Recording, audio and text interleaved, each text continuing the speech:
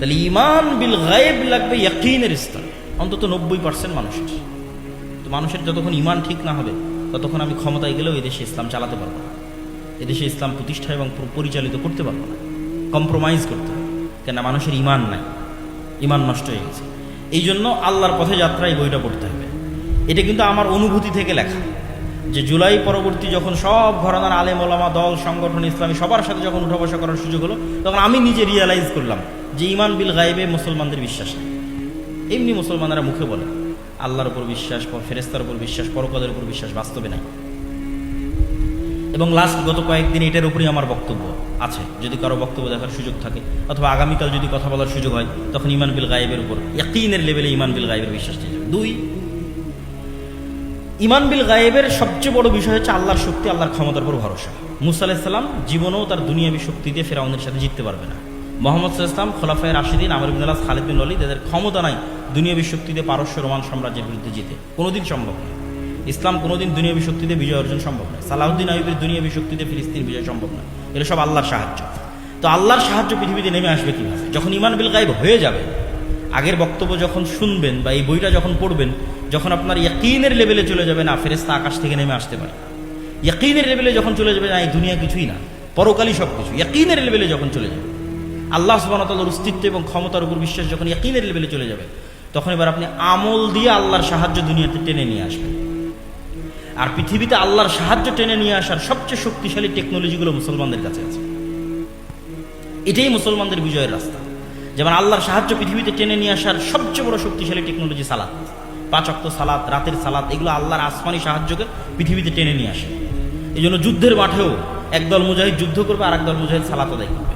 দুনিয়াবি লজিকে এটা টিকে না, কিন্তু যখন ঈমান বিল গায়ব থাকবে তখন ওটাই বাস্তব। কেন ওই সালাতটা আল্লাহর সাহায্য আসমান থেকে টেনে নিয়ে আসবে। আল্লাহর সাহায্য ছাড়া মুসলমানদের বাঁচার কোনো রাস্তা নেই। তো আপনার আমল আল্লাহর সাহায্য টেনে নিয়ে আসবে। সালাত পৃথিবীর সবচেয়ে শক্তিশালী টেকনোলজি, যা আল্লাহর সাহায্য আসমান থেকে টেনে নিয়ে আসতে পারে। আর রাতের সালাত তার চেয়েও বেশি পাওয়ারফুল। আর 2 নম্বর হচ্ছে সাউন্ড টেকনোলজি। সাউন্ড টেকনোলজির ন্যূনতম জ্ঞান আল্লাহ সুবহানাহু ওয়া তাআলা সুলাইমান আলাইহিস সালাতু ওয়াস সালামকে দিয়েছিলেন। সাউন্ড টেকনোলজি মানে হচ্ছে এরা সবাই সব কথা বুঝে। এই কাঠও কথা বুঝে, এটাও কথা বুঝে, এটাও কথা বুঝে। শুধু বুঝে না, এরা কথা বলতেছে। এরা সবাই কথা বলতে পারে। ইউসাব্বিহু লিল্লাহি মা ফিস সামাওয়াতি ওয়া মা ফিল আরদ। আসমান জমিন এবং তার মধ্যে যা কিছু আছে সব আল্লাহর তাসবিহ পাঠ করে। তো এইটার ন্যূনতম জ্ঞান সুলাইমান আলাইহিস সালামকে দেওয়া আছে, যে পাখি কি বলতেছে সুলাইমান আলাইহিস সালাম বুঝতেন, উনি আবার পাখির সাথে কথা বলতে পারতেন। তো আল্লাহ আসমান জমিন সৃষ্টি করেছে কুন ফায়াকুন সাউন্ড দিয়ে। আল্লাহ পৃথিবী আসমান জমিন ধ্বংস করবে ইসরাফিলের বাঁশির আওয়াজ, সাউন্ড দিয়ে। সাউন্ড টেকনোলজি সবচেয়ে পাওয়ারফুল। তো এই সবচেয়ে পাওয়ারফুল জিনিসটা মুসলমানদের কাছে দেওয়া আছে। এই জন্য সর্বশ্রেষ্ঠ মুজিজা হচ্ছে কোরআন। কেননা কোরআন কার সাউন্ড বলেন তো? কোরআন কার আওয়াজ? এটা আল্লাহর আওয়াজ, আল্লাহর সাউন্ড, সবচেয়ে পাওয়ারফুল। এবং জিকির প্রভাব সৃষ্টি করে। কেন? এগুলো সব কিছু সাউন্ড বুঝে এবং ফিল করতে পারে। যেমন ওয়েভ, আমরা যে আমার ওয়েভের মধ্যে দিয়ে আমার সাউন্ড লাইভে আমেরিকায় বসে মানুষ শুনতেছে, এটা ওয়েভের মধ্যে দিয়ে ভেসে আমেরিকা যাচ্ছে। ওই ইসরায়েল তার ওয়েভ অন করে দিয়ে মোবাইলের বিস্ফোরণ ঘটাচ্ছে, ইরানি বিজ্ঞানীদের রুমের মধ্যে বিস্ফোরণ হয়ে যাচ্ছে। কেন? ওই ওয়েভটা মোবাইল রিসিভ করতেছে। তো মোবাইল যেমন ওয়েভ রিসিভ করে, এই মোবাইল সাউন্ডও বুঝে। এই জন্য জিকির সবচেয়ে পাওয়ারফুল, কোরআন সবচেয়ে পাওয়ারফুল। এই জন্য কিয়ামতের পূর্ব মুহূর্তে মুসলমানদের তাকবীর ধ্বনিতে শহর বিজয় হয়ে যাবে। তাহলে মুসলমানেরা যখন আমলের মাধ্যমে আল্লাহর সাহায্যকে আসমান থেকে টেনে নিয়ে আসবে আর ঈমান বিল গায়ব ইয়াকিনের লেভেলে চলে যাবে, 3 নাম্বার প্রকৃত নেতৃত্বের বিকাশ লাগবে। সবই করলাম, ঈমান আছে, আমল করলাম, কিন্তু প্রকৃত নেতৃত্বের বিকাশ হলো না। বানু ইসরাইলদের মধ্যে প্রকৃত নেতৃত্বের বিকাশ হয়। মুসলমানদের ইউরোপীয় উপনিবেশের 200 বছর শাসনের কারণে মুসলমানদের নেতৃত্বের চরিত্র ধ্বংস হয়ে গেছে। নাই, কোনো মুসলমানের মধ্যে ইল্লা মান রাহিমা রাব্বি নেতৃত্বের চরিত্র নাই। সব মুসলমান নামাজ পড়তেছে, যাকাত দিচ্ছে, রোজা রাখতেছে, মুখে ঈমানের কথা বলতেছে, কিন্তু সবাই মুনাফিক। লাম ইয়াদখুলুল ঈমান ফি কুলুবিহিম, কলবে ঈমান ঢোকেনি। যখনই কথা বলে মিথ্যা বলে। ওই ওয়াদা আখলাফা, ওয়াদা করলে ভঙ্গ করে। ওই তুমি না খানা, দায়িত্ব দিলে আমানতের খেয়ানত করে। এই স্বভাবগুলো কোথায় থেকে পেয়েছে? এগুলো বানু ইসরাইলদের স্বভাব। ইউরোপীয় উপনিবেশে গোলামির মাধ্যমে স্বভাবগুলো অর্জন করেছে। আর বানু ইসরায়েলেরা ফেরাউনের গোলামি করে স্বভাব অর্জন করেছে। মুসা আলাইহিস সালামও যদি বানু ইসরায়েলদের সাথে বড় হতো, মুসা আলাইহিস সালাম এরকম হয়ে যেত। এই জন্য আল্লাহ মুসা আলাইহিস সালামকে ন্যায় পরায়ণতা, সত্যবাদিতা, আমানতদারিতার নেতৃত্বের মৌলিক গুণের উপর বড় করার জন্য ফেরাউনের বাড়িতে বড় করেছে। কেন? ফেরাউনের বাড়িতে রিজিকের সংকট ছিল না, মারামারি ছিল না, কাটাকাটি ছিল না, হিংসা ছিল না, বিদ্বেষ ছিল না। প্রিন্স যেভাবে বড় হয় সেভাবে বড় হবে। তাহলে জন্মগত স্বভাবের উপর বড় হবে, জন্মগত সত্যবাদিতা, ন্যায় পরায়ণতা, আমানতদারিতার উপর বড় হবে। আর গোলাম মারামারি করবে, কাটাকাটি করবে, হিংসা করবে, বিদ্বেষ করবে, সে তো নেতা হতে পারবে না। এই জন্য ইউরোপিয়ানরা ডেমোক্রেসিকে, গণতন্ত্রকে আরো জিইয়ে রেখেছে মুসলিম দেশগুলোতে, যারা মুসলমানদের মধ্যে যাতে কোনোদিন প্রকৃত নেতার আবির্ভাবই না হয়। কেননা যখনই গণতান্ত্রিক রাজনীতিতে অংশগ্রহণ করবেন, আরেকজনের বিরুদ্ধে বলবেন, মিথ্যা বলবেন, তারপরে হিংসা করবেন, বিদ্বেষ করবেন, তাহলে তো আপনি আল্লাহর দৃষ্টিতে প্রকৃত নেতা হতেই পারবেন না। ক্ষমতা তো আল্লাহ দিবে, তা আল্লাহর দৃষ্টিতে তো প্রকৃত নেতা হতে হবে, ক্ষমতা পাওয়ার যোগ্য হতে হবে। ঈমান বিল গায়ব আছে, ইয়াকিন আছে, আমাল আছে, কিন্তু প্রকৃত নেতৃত্বের বিকাশ হয়। প্রকৃত নেতৃত্বের বিকাশের জন্য সব নবী যেই গুণের উপর ছিলেন, সত্যবাদিতা, আমানতদারিতা, ন্যায় পরায়ণতা, সেই গুণের উপর আশা লাগবে আমাদেরকে। সত্যবাদিতা, ন্যায় পরায়ণতা, আমানতদারিতা, এইভাবে যখন কেউ এই গুণের উপর চলে আসবে, যেটা আল্লামা ইকবাল বলেছিলেন, সাবাক ফিরসে পার সাদাকাত কা, শুজাআত কা, আদালত কা, লিয়া জায়গা তুঝসে কাম, দুনিয়া কি ইমামত কা। উনি গোটা ইউরোপ, আমেরিকা সব সফর করে দেখেছেন যে মুসলমানদের কোনো সমস্যাই নাই। কেন? উনি সব আইডিওলজি বুঝেন। কিরে, এরা তো গণতন্ত্রের পিছিয়ে ছুটতেছে, এরা সমাজতন্ত্রের পিছিয়ে, এর চেয়ে ভালো সমাধান তো মুসলমানদের কাছে আছে, তাহলে এরা পারতেছে না কেন? এগুলো সব উনি বুঝতেন। সব বুঝে উনি সামারি বের করলেন, মুসলমানদের কাছে এত সুন্দর নামাজ আছে, এত সুন্দর সালাত আছে, জিকির আছে, সবই আছে মুসলমানদের কাছে, এত সুন্দর পরিবার ব্যবস্থা আছে, পৃথিবীতে কোথাও নাই, তাও মুসলমানেরা মাজলুম কেন? তো সামারি বের হলো, মুসলমানদের নেতৃত্বের যোগ্যতা তৈরি হওয়ার সব রাস্তা ইউরোপিয়ানরা বন্ধ করে রেখে দিয়েছে। এরা পরস্পর মারামারি করবে, কাটাকাটি করবে, হিংসা বিদ্বেষ করবে, দুর্নীতি করবে, এই স্বভাবের উপর এদেরকে বড় করে। আফ্রিকায় সব বড় বড় মুসলিম দেশের রাষ্ট্রনেতারা টাকার কাছে বিক্রি হয়ে যায়। বাংলাদেশের নেতারাও দেখবেন যে টাকার কাছে, ক্ষমতার কাছে বিক্রি হয়ে যায়। পাকিস্তানের নেতারা বিক্রি হয়ে যায় কেন? কারো সত্যবাদিতা, ন্যায় পরায়ণতা, আমানতদারিতা নাই। তুমি বলেছো মুসলমানেরা তোমাদের কাছে সব আছে, তোমরা সত্য বলা শিখো, ন্যায় পরায়ণ হওয়া শিখো, আমানতদার হওয়া শিখো, আল্লাহ তোমাদেরকে পুনরায় পৃথিবীর নেতৃত্ব দিয়ে দিবে। বলেন ইনশাআল্লাহ। তাহলে ঈমান বিল গায়েব লাগবে, আল্লাহর সাহায্য আকাশ থেকে টেনে নিয়ে আসতে পারতে হবে, ঠিক আছে? আর আগের যে কাঠামো আছে, ওই কাঠামো পরিপূর্ণরূপে ধ্বংস হতে হবে, আর তার উপর প্রকৃত নেতৃত্বের আবির্ভাব হতে হবে, প্রকৃত নেতার আবির্ভাব হতে হবে। সম্মানিত উপস্থিতি, পরকালমুখী চিন্তা ছাড়া আপনি ধৈর্য ধারণ করতে পারবেন না, সবর করতে পারবেন না। আর সবর আর ধৈর্য ছাড়া রাষ্ট্র প্রতিষ্ঠা করতে পারবেন না। আল্লাহ সুবহানাহু ওয়া তাআলা আসহাবুল উখদুদের বর্ণনা দিয়েছে। বক্তব্যের শেষে কয়েকটা কোরআনের আয়াত বলে বক্তব্যের শেষের দিকে চলে যাব। আল্লাহ সুবহানাহু ওয়া তাআলা আসহাবুল উখদুদের বর্ণনা দিয়ে বলছেন, ওয়ামা নাকামু মিনহুম ইল্লা আইয়ুমিনু বিল্লাহিল আজিজিল হামিদ। গর্ত খোঁড়া হয়েছে, আগুন জ্বালানো হয়েছে, মানুষ গর্তে ঝাঁপিয়ে পড়তেছে। তো আল্লাহ বলতেছে, এই মানুষগুলো গর্তে ঝাঁপিয়ে পড়তেছে বা এই মানুষগুলোকে আগুনে ফেলে দেওয়া হয়েছে কোনো কারণে নয়, শুধু একটাই কারণে, যারা আজিজুল হামিদ, মহাপরাক্রমশালী, আল্লাহর উপর বিশ্বাস রাখতো, শুধু এই কারণে আগুনে ফেলা হচ্ছে। আম হাসিবতুম আন তাদখুলুল জান্নাহ ওয়ালাম্মা ইয়াতিকুম মাসালুল লাযিনা খালাউ মিন ক্বাবলিকুম। তোমরা কি মনে করো জান্নাত এত সহজ, ইসলামী রাষ্ট্র প্রতিষ্ঠা হয়ে যাবে এত সহজ? অথচ অতীতের মানুষেরা যেরকম মাজলুম হয়েছে, তোমরা এরকম মাজলুম হবে না। তো এরকম মাজলুম হওয়ার জন্য যখন মানসিক প্রস্তুতি তৈরি হয়ে যাবে, তখন সেখান থেকে রাষ্ট্রের উত্থান হয়। এটাও ইবনে খালদুন লিখেছেন। ঠিক মুহাম্মদ সাল্লাল্লাহু আলাইহি ওয়াসাল্লাম যেভাবে করেছে সেভাবে রাষ্ট্রের উত্থান হয়। আসেন, আল্লাহর এই আয়াতগুলোর উপর যদি কেউ ভরসা রাখে, এই যে ঈমান বিল গায়ব ইয়াকিনের লেভেলে রাখে, কোরআনের উপর বিশ্বাস যদি কেউ ইয়াকিনের লেভেলে রাখে, তারপরে যদি সামনে আগায়, তাহলে এই আয়াতগুলো তাদের জন্য। ওয়ালাউ আন্নাহুম আকামুত তাওরাত ওয়াল ইনজিল ওমা উনজিলা ইলাইহিম মির রাব্বিহিম। মানুষেরা যদি তাওরাতের কিছু অংশ, ইনজিলের কিছু অংশ, আপনার প্রতি যেটা অবতীর্ণ হয়েছে কোরআন, এই কোরআন যদি মানুষ পৃথিবীতে প্রতিষ্ঠিত করে ফেলতে পারত, তাহলে কি হতো?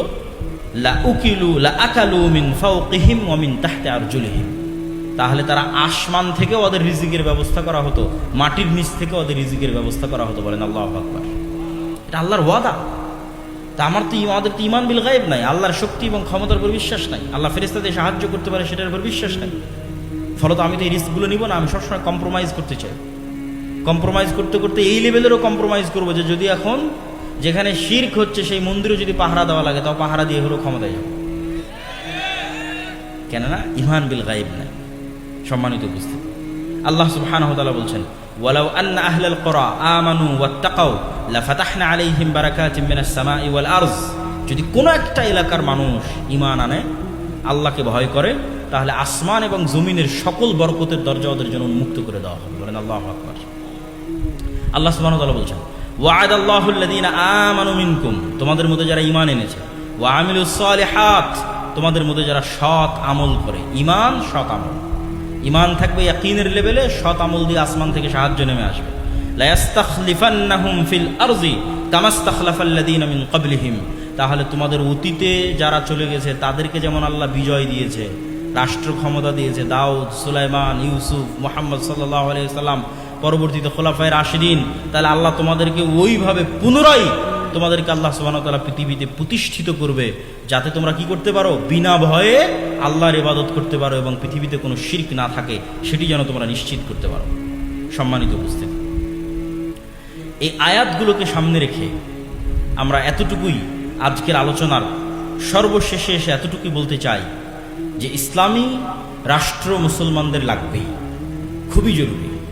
কিন্তু এই ইসলামী রাষ্ট্র কিভাবে প্রতিষ্ঠিত হবে সেটাও আমাদের শিখতে হবে, এবং আমাদের দুর্বলতা, আমাদের কাজের জায়গা কোথায় সেটাও আমাদের বের করতে হবে।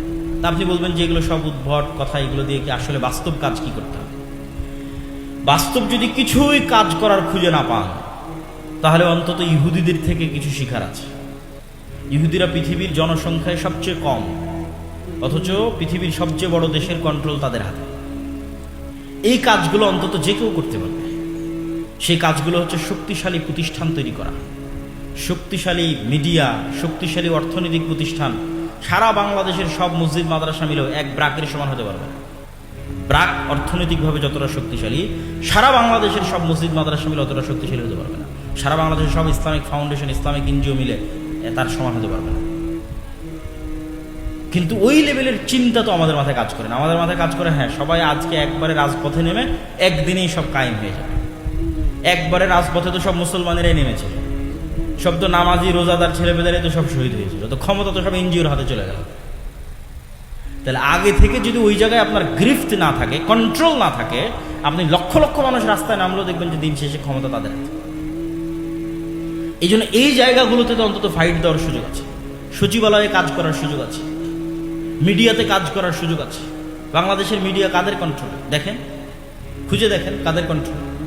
তো এই জন্য আমি বলি যে শক্তিশালী শিক্ষা প্রতিষ্ঠান লাগবে, শক্তিশালী মিডিয়া লাগবে, শক্তিশালী অর্থনৈতিক প্রতিষ্ঠান লাগবে, আমর বিল মারুফ আর নাহি আনিল মুনকারের পরিশ্রম লাগবে, ন্যায় প্রতিষ্ঠার আন্দোলন লাগবে।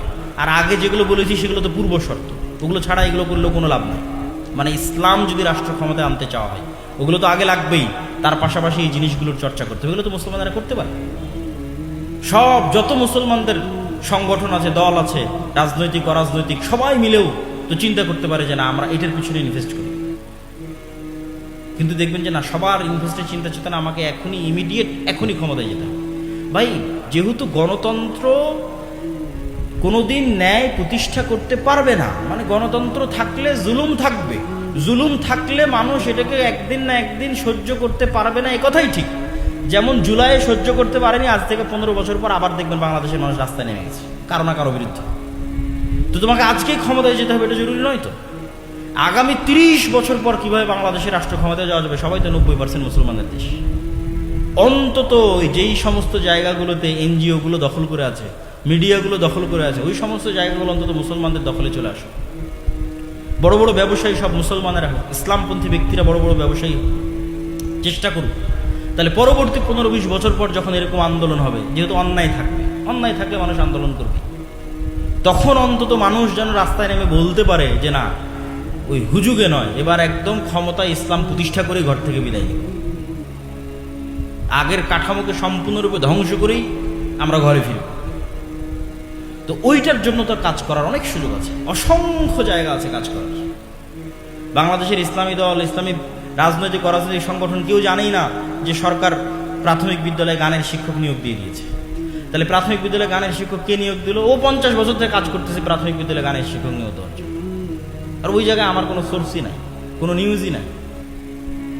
কেউ যদি একটু ইসলামপন্থী থাকে তাহলে সে যেন উঁচু পদে না যেতে পারে, ঠিক আছে, সচিবালয়ে বিভিন্ন জায়গায় বদলি উমুক টুমুকের শিকার করে ওকে যেন ডিমোশন করা হয়। এগুলো কারা করে? ঘরে বসে থেকে একদল মানুষ করে, যাদের হাতে মিডিয়া আছে, যাদের হাতে এনজিও আছে। ওই জায়গাগুলোতে অনেক কাজ করার সুযোগ আছে, সম্মানিত উপস্থিতি। এই জন্য আমরা আমাদের জায়গা থেকে ক্ষুদ্র পরিসরে যে কাজগুলো করার চেষ্টা করতেছি, এই কাজগুলো ব্যাপকভাবে করা সম্ভব। যেমন শতভাগ মুসলমানকে কোরআন এবং দিন শিখানো, এটা মক্তবের মাধ্যমে আপনি করতে পারবেন। শতভাগ মসজিদে আপনি শতভাগ মুসলমানের সন্তানের কোরআন এবং দিন শিখানোর ব্যবস্থা করেন। এই মুসলমানের সন্তানেরাই তো পরবর্তীতে বড় হয়ে ওসি, ডিসি, এসপি হবে, মন্ত্রী, মিনিস্টার হবে। তাদেরকে আপনি সত্যবাদিতা, আমানতদারিতে, ন্যায়পরায়ণতা শিখান, যাতে এরা টাকার কাছে বিক্রি না হয়, যাতে এরা ক্ষমতার চাপের কাছে নত না হয়। একটা সৎ প্রজন্ম তৈরি করে, ইমান বিল গায়েবের উপর ইয়াকিন রাখে, পরকালের উপর ইয়াকিন রাখে, এরকম একটা সৎ প্রজন্ম তৈরি করে। তারপরে এই যে সুদ হচ্ছে গোলামির দ্বিতীয় মাধ্যম। আজকে সারা বিশ্বের মুসলিম কান্ট্রিগুলোকে গোলাম রাখা হয়েছে সুদ দিয়ে। ফেরাউন বানু ইসরায়েলদের গোলাম রাখতো সুদ দিয়ে। মদিনায় ইহুদিদের কন্ট্রোল ছিল সুদ দিয়ে। এই জন্য আল্লাহ নবী মদিনায় গিয়ে সবার আগে সুদে ব্যবসার উপর আঘাত হেনেছে। এখানে আল্লাহ নবী জানতো সব তো ইহুদিদের কন্ট্রোলে। এখানে যদি অর্থনীতিতে মুসলমানরা বিজয় না হয় তো ইহুদিদের অধীনেই থাকতে হবে। আল্লাহ নবী হিজরত করে আব্দুর রহমান বিন আওফ, ওসমান, জুবাইর ইবনে আওয়াম সবকে বলল তোমরা ব্যবসা করো, সবাই তো তোমরা ব্যবসা জানো, খালি হাতে আসছো তো কি হয়েছে, আনসারিরা তোমরা এদের টাকা দাও, ব্যবসা করো। অর্থনীতিতে ইহুদিদের কন্ট্রোল রাখা যাবে না। আজকে সারা পৃথিবীর শুধু অর্থনীতির কন্ট্রোল ইহুদিদের হাতে। ওই জায়গাতে আপনাকে একটু হলো ফাইট দিতে হবে, কিন্তু আমরা যেই পদ্ধতিতে ফাইট দিচ্ছি সেটা তো ঠিক না। আমরা মনে করতেছি ওই কনভেনশনাল ব্যাংক ঠিক রেখে ওই পদ্ধতিতে আমি মানুষের ভোগ বিলাসী পণ্য ইসলামী ব্যাংকের মাধ্যমে দিব, এটা হবে না। মানুষকে বুঝতে হবে ইসলামী অর্থনীতিটা কি, তাহলে সে চিন্তা করতে পারবে। তো যেমন আমরা কর্জে হাসানা ন্যূনতম হলেও শুরু করেছি, সবাই নিজের জায়গা থেকে শুরু করতে পারে, যে মানুষ যেন সুদের সাথে সম্পৃক্ত না থাকে। সুদের সাথে সম্পৃক্ত থাকা আর মিথ্যা বলা সমান। আর মিথ্যা বলা মানে আর নেতা হতে পারলো না, শেষ। ওর নেতা হওয়ার ক্রেডিবিলিটি, যোগ্যতা সব শেষ। আর কোনোদিন আল্লাহ সুবহানাহু ওয়া তাআলার দৃষ্টিতে নেতা হতে পারবে না। তো নেতা না হতে পারলে স্বাধীন হতে পারবে না। তো এই জন্য শুধু অর্থনীতির বিরুদ্ধে যুদ্ধ করতে হবে, শক্তিশালী শিক্ষা প্রতিষ্ঠান তৈরি করতে হবে, শক্তিশালী মিডিয়া তৈরি করতে হবে। যেখানে মাসিক আল ইতিসাম আমাদের ন্যূনতম প্রয়াস, এর চেয়েও যদি ভালো কারো করার সুযোগ থাকে, কিশোরে আমাদের ন্যূনতম প্রয়াস, আরও যদি কারো ভালো করার সুযোগ, মেইন স্ট্রিমের মিডিয়া যদি কেউ দখল করতে পারে, যেতে পারে, খুব ভালো। সম্মানিত উপস্থিতি, তো এই ন্যূনতম প্রয়াসগুলোকে আমাদের ধীরে ধীরে আস্তে আস্তে সামনের দিকে এগিয়ে নিয়ে যেতে হবে। এবং মানসিকভাবে দাওয়াতের মাধ্যমে, দাওয়াতি কাজ কোনোদিন ছোট কাজ নয়। ছোট কাজ হলে 950 বছর নূহ আলাইহিস সালাম দাওয়াতি কাজ করতেন না। দাওয়াতি কাজ কখনো হেলায় ফেলায় ফেলে দেওয়ার জিনিস নয়। দাওয়াতি কাজের মধ্যেই বিপ্লব চলে আসে। এইরকম কোনো একটা প্রজন্ম চলে আসলে, আল্লাহ কবুল করলে ওর মধ্যেই বিপ্লব চলে আসে। যে প্রজন্মের ইমান বিল গায়ব ইয়াকিনের লেভেলে, যেই প্রজন্মে রাতে রাতে সালাত আদায় করে, যেই প্রজন্ম জিকিরের মাধ্যমে, সালাতের মাধ্যমে আল্লাহর সাহায্য দুনিয়াতে ডেকে নিয়ে আসে, যে প্রজন্ম ন্যায় পরায়ণতা, সত্যবাদিতা, আমানতদারিতার উপর প্রতিষ্ঠিত, টাকার কাছে, ক্ষমতার কাছে মাথা নত করে না, যেই প্রজন্মের মধ্যে তার নিজের দিনের উপর আসাবিয়া আছে, যে শতভাগ আমার নবীর দিনই ঠিক, আমি ন্যূনতম আমার নবীর দিনে কোনো ছাড় দেব না, এইটার উপর ভিত্তি করে ইসলামী রাষ্ট্র প্রতিষ্ঠা করব, এরকম একটা প্রজন্ম তৈরি হয়ে গেলে আল্লাহ সুবহানাহু ওয়া তাআলা যদি কবুল করে, যে কোনো মুহূর্তে হয়ে যেতে পারে। আল্লাহ সুবহানাহু ওয়া তাআলা যেন আমাদের সেটির লক্ষ্যে কাজ করার তৌফিক দান করে। আল্লাহুম্মা আমিন।